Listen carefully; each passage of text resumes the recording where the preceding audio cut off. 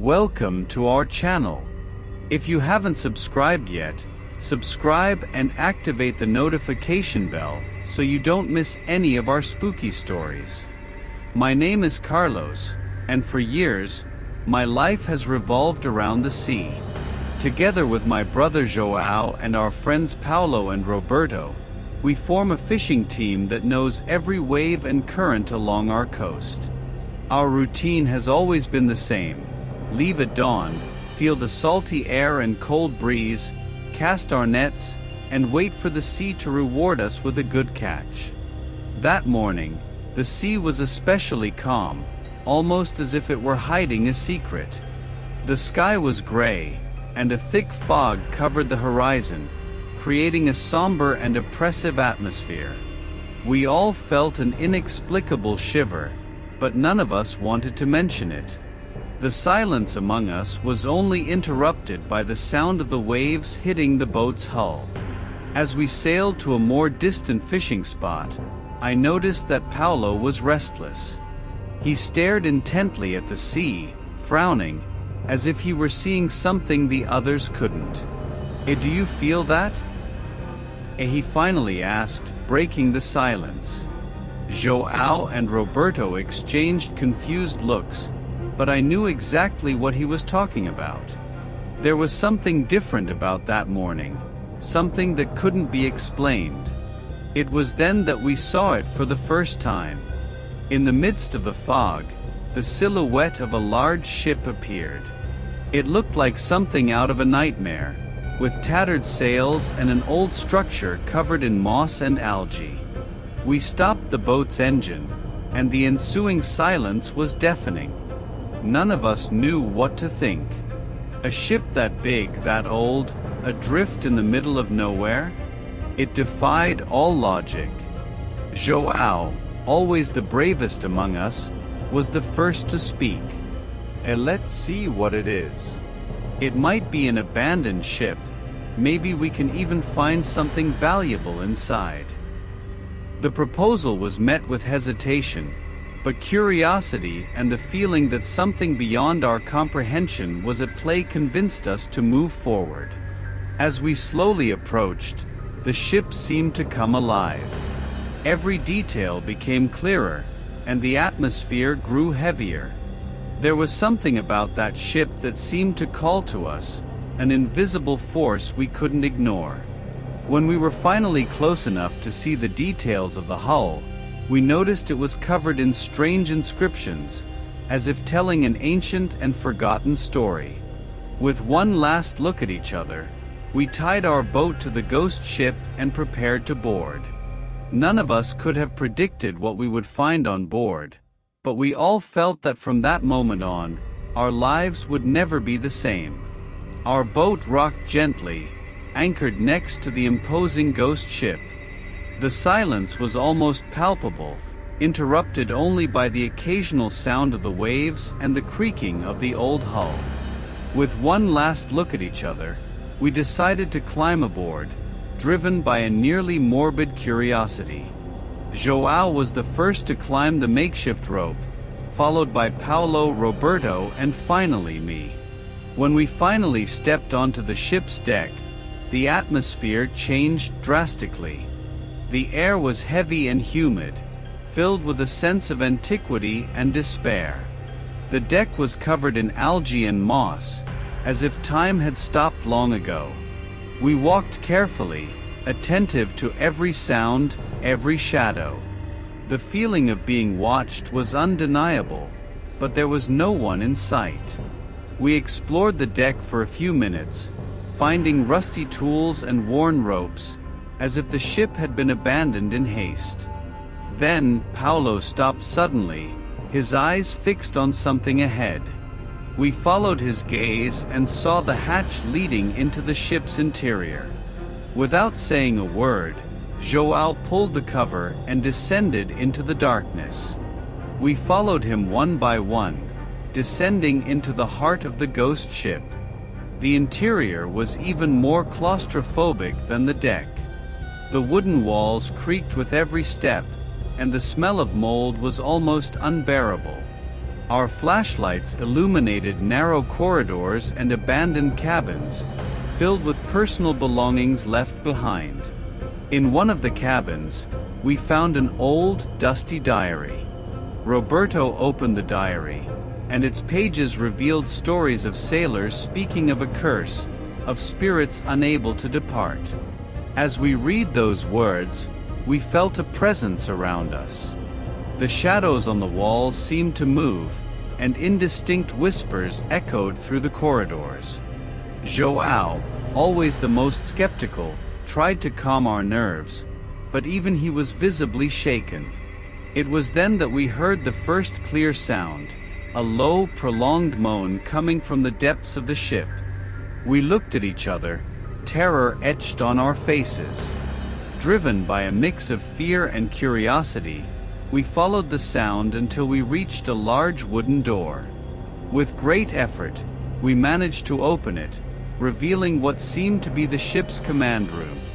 In the center of the room, there was a large map marked with coordinates and annotations we couldn't fully understand.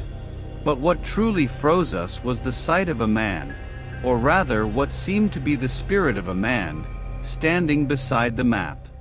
He was pale, almost translucent, with eyes that seemed to look directly into our souls. You shouldn't be here, he said, his voice echoing like a whisper in our minds. We felt an intense cold, and a sense of despair took hold of us. We tried to retreat, but it was as if the ship itself prevented us from leaving. We were trapped, and the spirits on board were not willing to let us go. Terrified, we realized we had crossed an invisible line. This was not just an abandoned ship, it was a floating tomb, full of lost souls that now saw us as new companions for their eternal journey. We descended deeper into the interior of the ghost ship, our flashlights cutting through the darkness like small beacons of hope in a sea of shadows. Every step echoed through the narrow, dark corridors, as the air seemed to close in around us. We passed abandoned cabins, each telling its own silent story through dusty objects and unmade beds. In one of the cabins, we found a faded portrait hanging on the wall. It showed a happy family, with smiles frozen in time.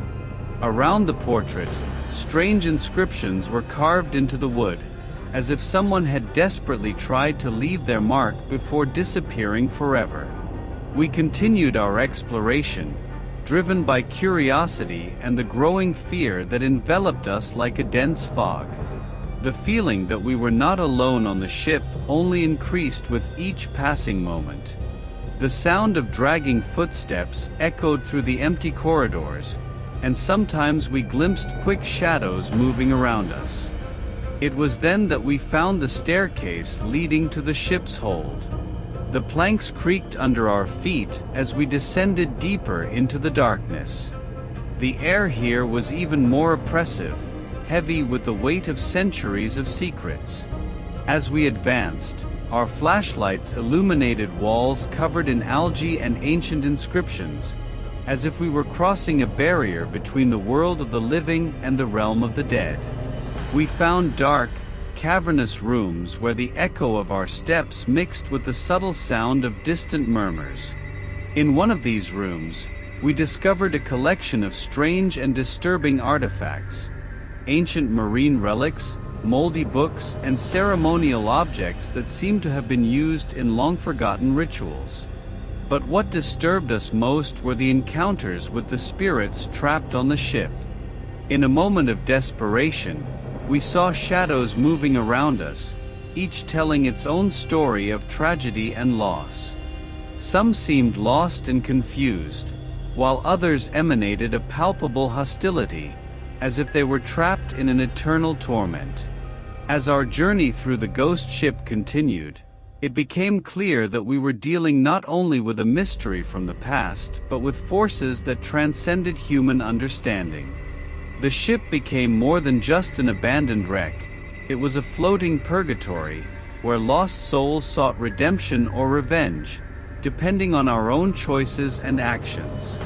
The dark corridors of the ghost ship seemed to close in around us as we desperately tried to find a way out. Every step echoed like a dark reflection of our own fears, while the whispers of the spirits followed us with every move. We felt the weight of the curse that enveloped the ship, as if we were trapped in a nightmare from which there was no escape. Amid the silent chaos, a voice echoed through the empty corridors. It was a melancholy lament, a melody of sadness and despair that seemed to pierce our own thoughts. Paolo trembled beside me, his face pale and eyes wide with the terror we all felt. We can't stay here," he whispered, his voice breaking the sepulchral silence. We moved deeper into the heart of the ship, guided by an instinct that told us to keep going despite the imminent danger.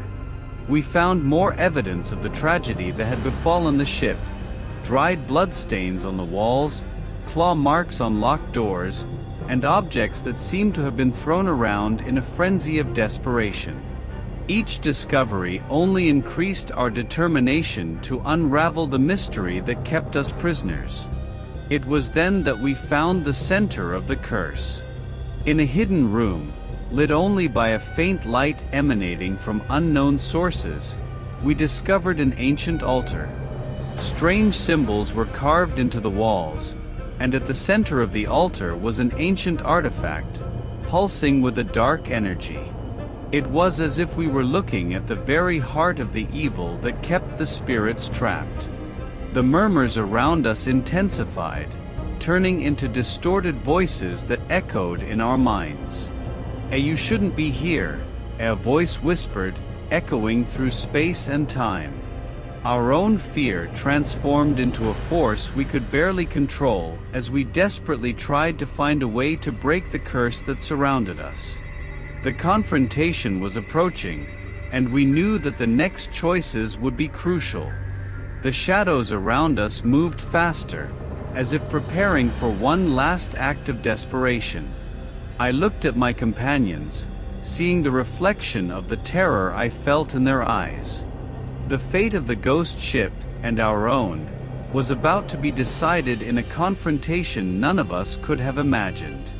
The fishermen, now surrounded by the furious spirits of the ghost ship, faced a terrible dilemma. Every step they tried to take towards freedom was blocked by supernatural forces determined to keep them as part of their own eternal journey. The tension in the air was palpable, mixed with the growing fear that settled in their hearts. João, the most experienced among them, tried in vain to calm the spirits, offering words of respect and promises to find a way to free them.